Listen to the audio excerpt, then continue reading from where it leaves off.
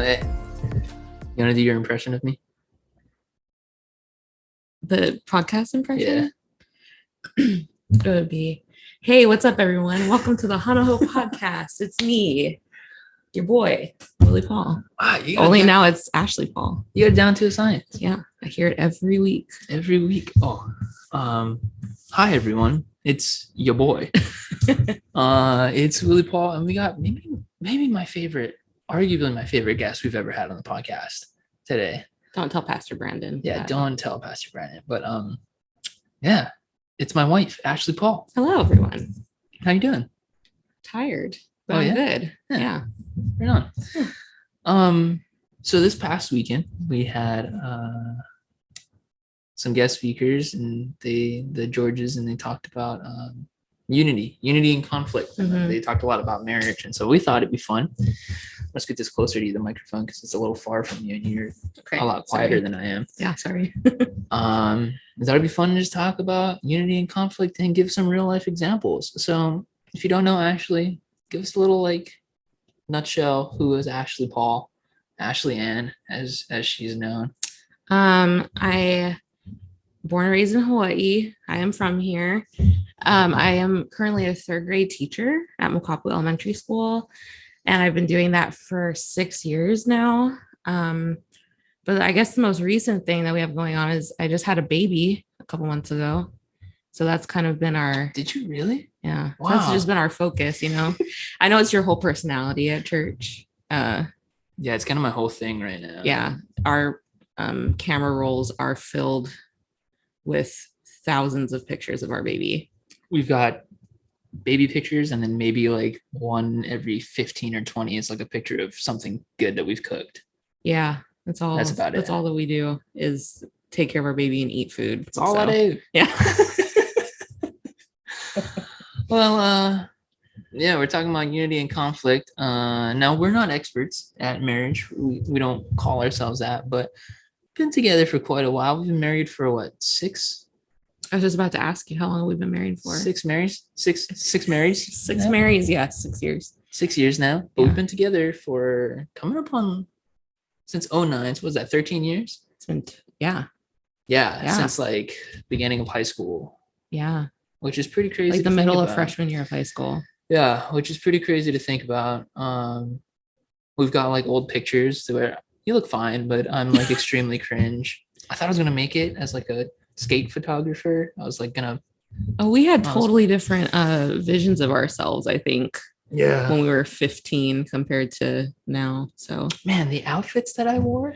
Man, you looked good. You looked fine. All of the kids that are in Alive right now, I don't know if any of them listen to our podcast, but if they are, they don't ever have a cringe phase anymore.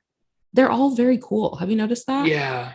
All of their outfits are cool. All of their hobbies are cool.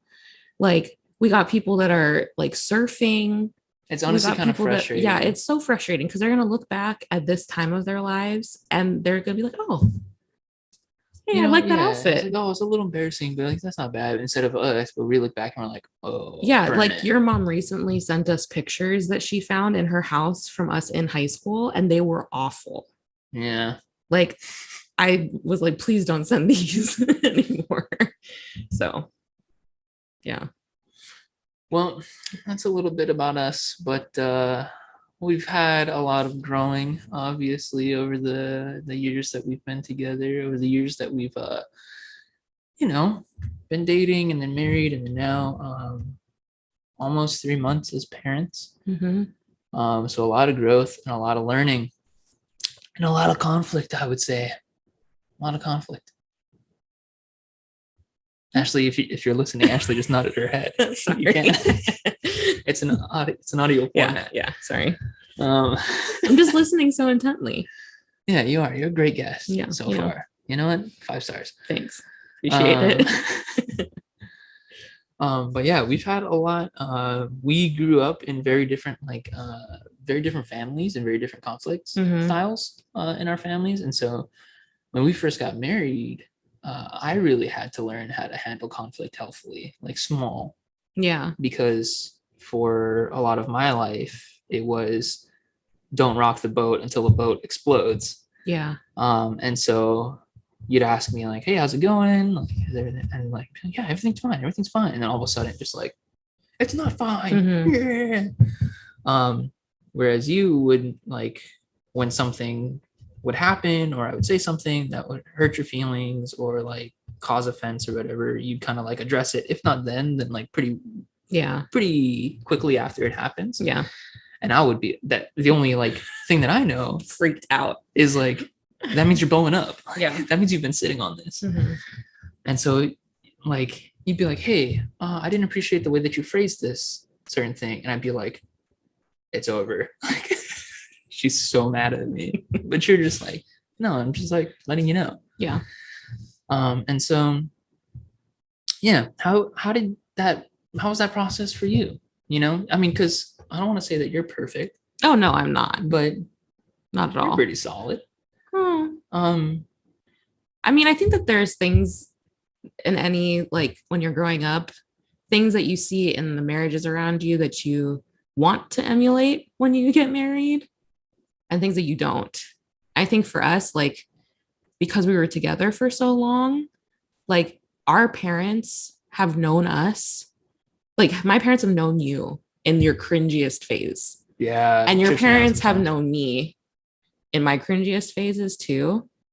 And so like, I remember even in high school, like having a conflict in my house between like me and my sister or something.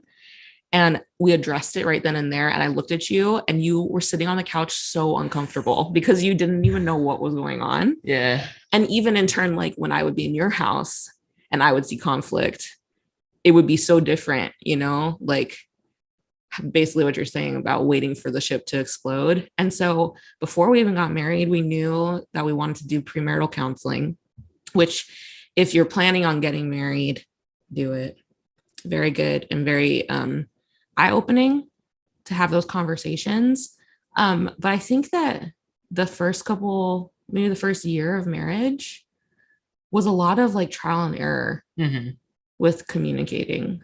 Yeah, because even though we were together for a long time, it's such a different context when you get married. Because, yeah, I mean, we're living together, dude, you know? The first like few days, I was like, man, this is so good. This is so fun. And I'd be like, when are you going home? Yeah, like, when is the sleepover ending? I want to just play video games and like not have to deal with another person for a little bit.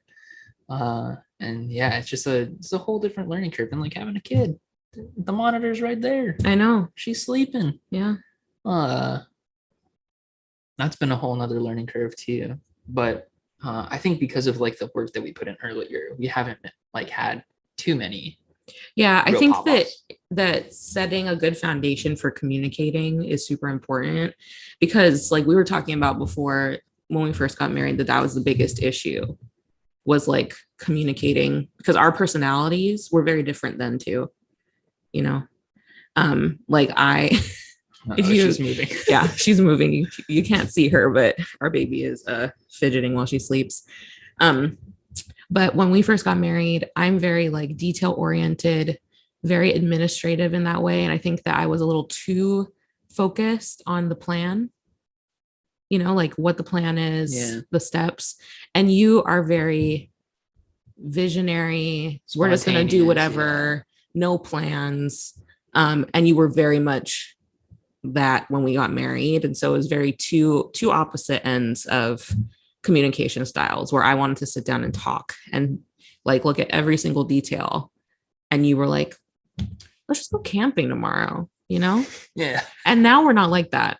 No, we've which that was one of the points, was that differences can cause divisions, and this was like a big thing. I remember like one of the biggest arguments that we've ever had was like really early after we got married, because I would be like, let's go spend all day doing something. And you'd be like, hang on, I just woke up. Yeah. And you're more of like the processing, more of like the, okay, where are we going? How long are we going to be there?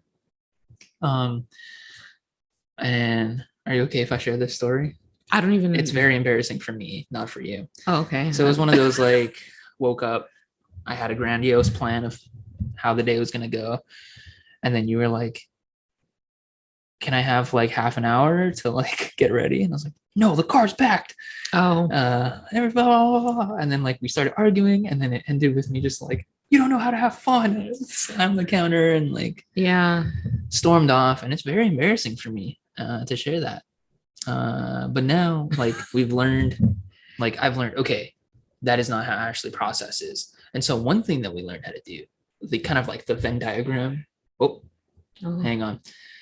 Let me finish this thought. The Venn diagram of our personalities is lists. And we found that to be like a super helpful tool in our marriage, because like we can make a list of like things that we want to do, and I can like throw anything that I want to do on there. And it can be crazy and outlandish, but it gives you time to process and to plan. And then we can go back to it and be like, hey, let's go do this tomorrow. Yeah. And you're like, okay, I've like had time to think about it, you know, and like be okay with it, as opposed to waking up, here's the plan for the day, let's just go and do it, you know. Yeah, surprises are not my strong suit. I like to plan them for others. That's not, you know. But I think like even in the start of like quarantine and stay at home, did you realize that the first thing that we did was make a list of things that we wanted to do? That was on purpose. Which I think helped a lot, because like I don't think that we even had a single like issue. That was really fun. Like that entire time, like I look back at it very fondly, but we like literally just sat there and made a list of stuff that we wanted to do. Yeah, like I learned how to juggle. Yeah. We made bread. Made so much bread. I messed up my wrist trying to learn how to do gymnastics at home. Oh yeah. We watched certain movies. We had a whole thing. Yeah, actually, that was another good one from Andy Cole. I was talking to him on a Sunday from Easter. He's the dude who's turning the poles outside. I was talking to him on a Sunday, and he was saying that for date night, him and his wife have like a list of restaurants that they want to eat at, and one will, the person who's not choosing, the person whose list it isn't, so the other person will cross it. That was the worst explanation. We'll cross out like 3, and then the person gets to choose one of the remaining 2. And so it's like hey, these are my options. Let's communicate and like come to an agreement, you know? Yeah. And so learning like your communication patterns, how you process information, and how we can meet in the middle has been like huge. Right.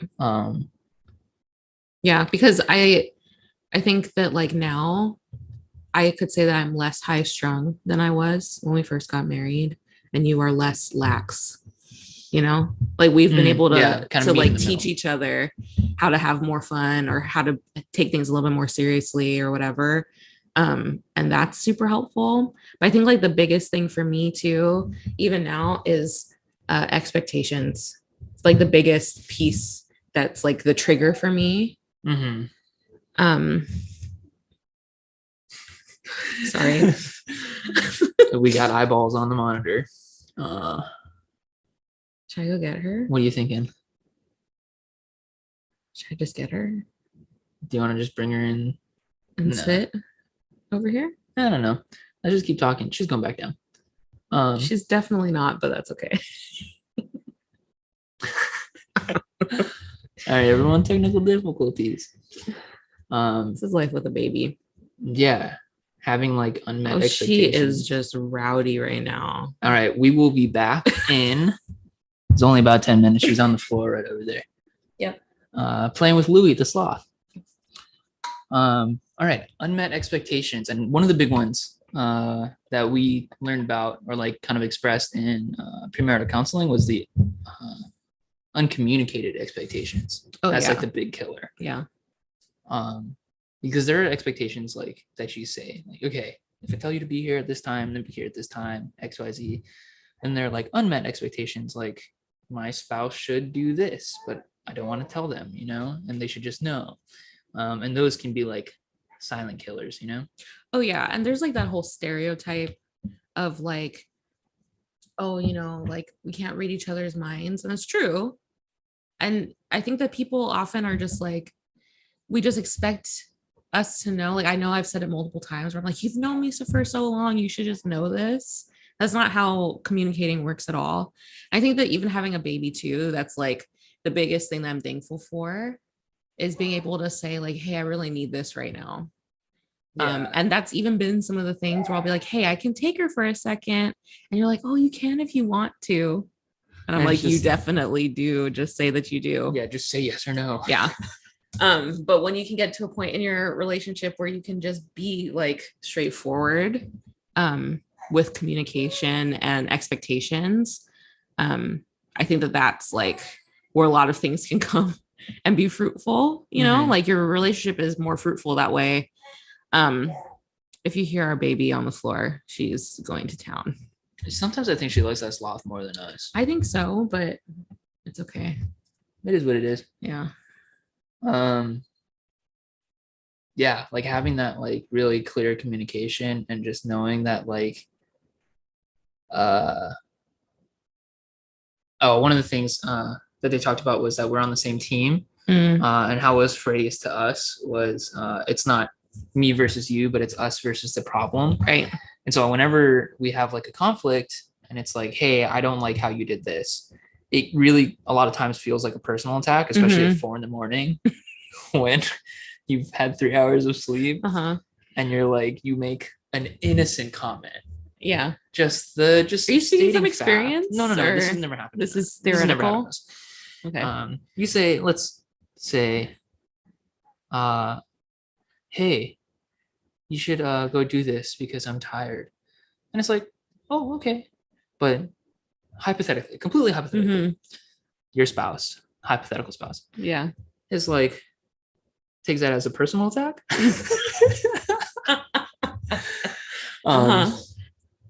Hey, bless you. It's like, okay, you're not necessarily upset at me right now. You're just expressing what you need. And like, now I know how to adjust to really help us out, you know? Because when we're both at 100%, that's when we're at our best. I especially like, and I don't know how this started in our relationship, but it's one of my favorite ways to communicate, our roommate conversations. So I don't know how it started, but I think it was in the beginning of when we first got married, that if I needed to talk to Willie about something and I didn't want to start an argument, but it was just simply like, hey, quit leaving your clothes all over the place, or hypothetically, right? Or, you know, like hair being in the shower. Hypothetically. Yeah. A huge spider. Yeah. We'd have roommate conversations where it'd be like, hey, like my intention is not like, it's not ill-intended conversation. I'm just letting you know this is gross. Yeah. And then that's actually something that I really appreciate about you is like, if I do something and like you have feedback for me, like constructive feedback, you'll ask, emphasis on constructive, you'll ask, hey, like, are you in a space where I can give you this feedback? Like, do you want this feedback right now? Instead of just like throwing it out there. Because there are some times where I'm like riding high, I feel really good. And then you're like, are you in a space for feedback? And it's like, absolutely not. Because if you say anything negative about me, it'll just tank. Yeah. I think that the other part of communication too is listening. That there's times where something could potentially turn into an argument. And you, before you start talking, you say, I just need you to listen. Yeah. Like, I don't want advice. I don't need pushback. I just need you to listen to me. That's another thing that I try to do is I always try to, I try. I'm not saying okay. I'm perfect. Is I try to think of things from your perspective where it's like, oh, how is that? Is that interesting?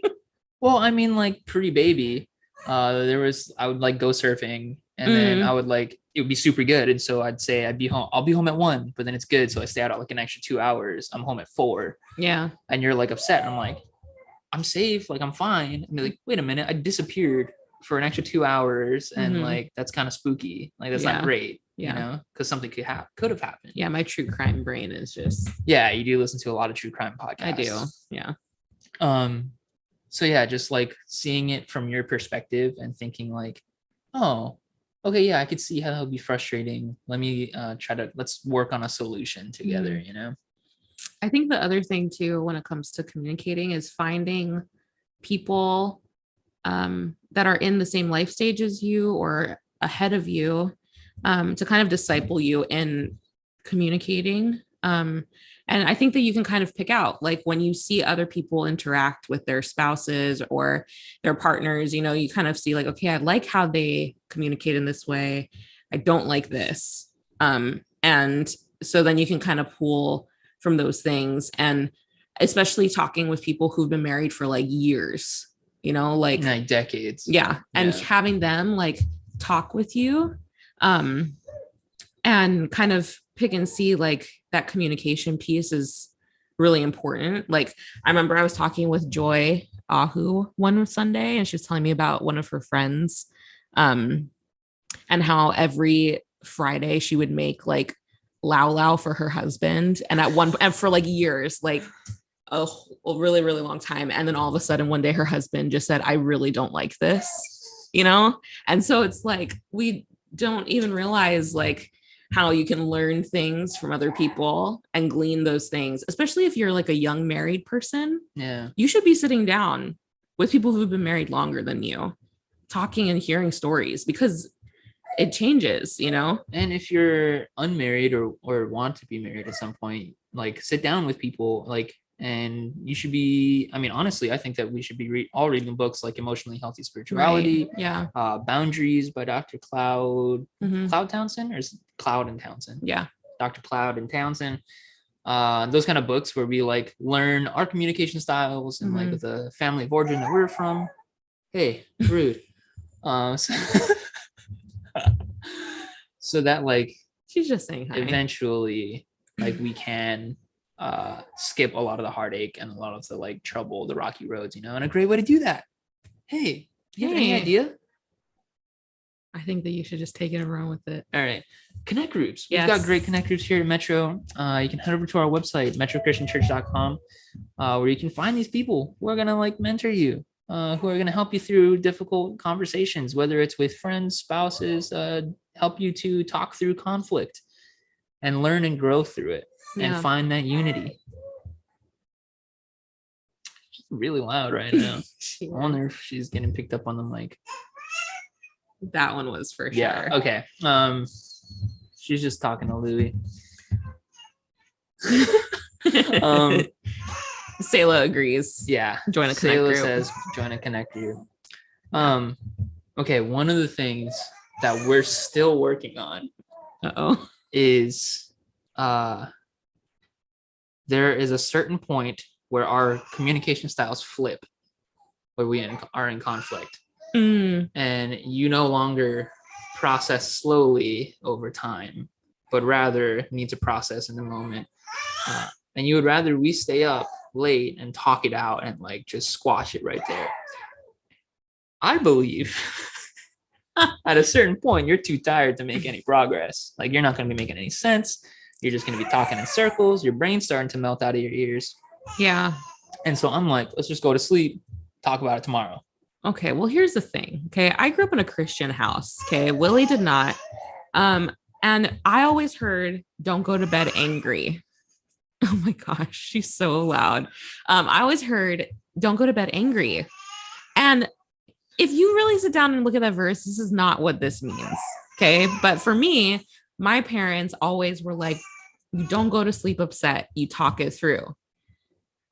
You have taught me that it is much better to take a break and come back to it later, right? And as long as you're not stewing in bitterness the whole time, like there have been moments where we're in the middle of a conflict and I've just fallen asleep. Yeah, and you just have fallen asleep, and I'm like, you know what? This is just making me more upset, and I would probably feel way better if I slept too. So yeah, I think like in terms of communicating, ask yourself, have I had water? Have I eaten today? Yeah, have I eaten? Do I need to take a nap and come back to this later? Yeah, run through the top 3. Should I go for a little jog? Yeah, do I need to get exercise? Go stand out in the sun for like 10 minutes, 5 minutes if you're me and you're extremely pale. Yeah. Come back. Yeah, because it makes you a much better person. Makes you a much better person when you are taking care of yourself. You know, you can go into conflict with the intention of, okay, how can we navigate this conflict to get to the end in a healthy, reasonable way? but you have to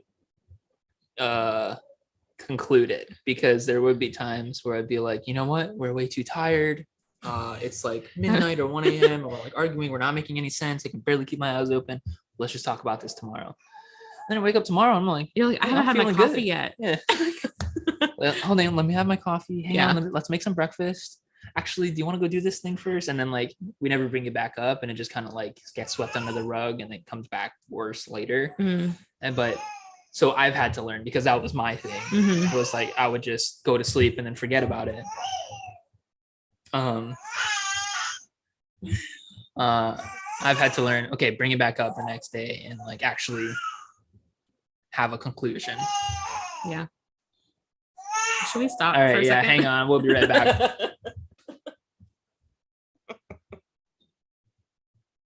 All right, we're back. We got a baby on the floor. So we're approaching the end of our time. Yep. Any last thoughts that you want to leave us with? What's your top 10 favorite things about me? Let's just go with that. Top 10? Yeah, top 10, maybe top 15 favorite things about me. The nicest things I've done for you lately. Nicest things you've done? Yeah. Okay. No. Do we have enough time for all this? No. You want me to actually share? No. That was a joke. Let's say I got a list. Like one thing, the biggest thing that you've learned about conflict. I think that it's all about your foundation of communication, and to understand that, you know, like if you are in and it's not even in marriage relationships, and in any relationship really, that like if you're in a place where you feel like you're just constantly meeting conflict and stuck in the same old patterns, that it is okay to grow and to kind of, you know, question like, okay, where did I learn this trait from? Was it a toxic thing that I need to correct? Is it something that I can turn and make healthy? And I think too, like, don't be afraid to go to counseling and therapy for yourself and for you and your partner and your spouse.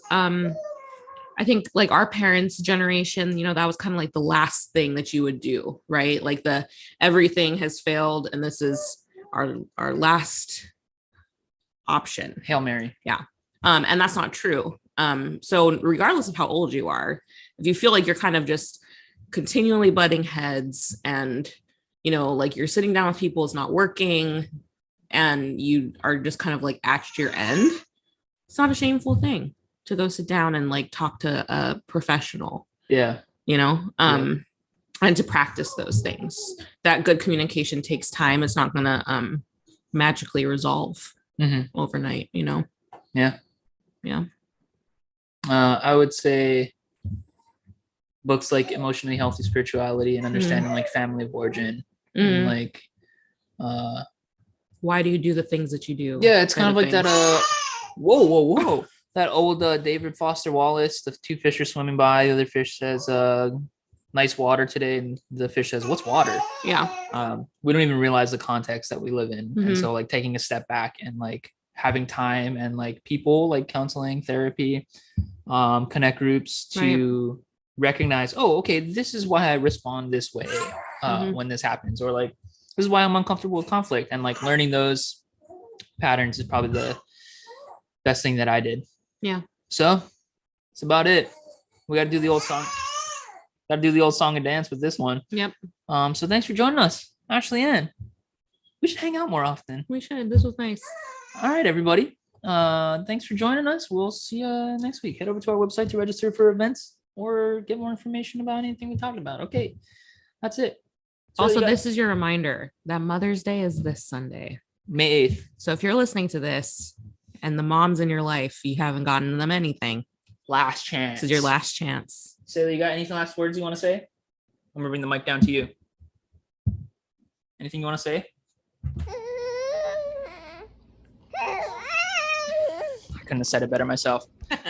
Shoots, everybody. Bye.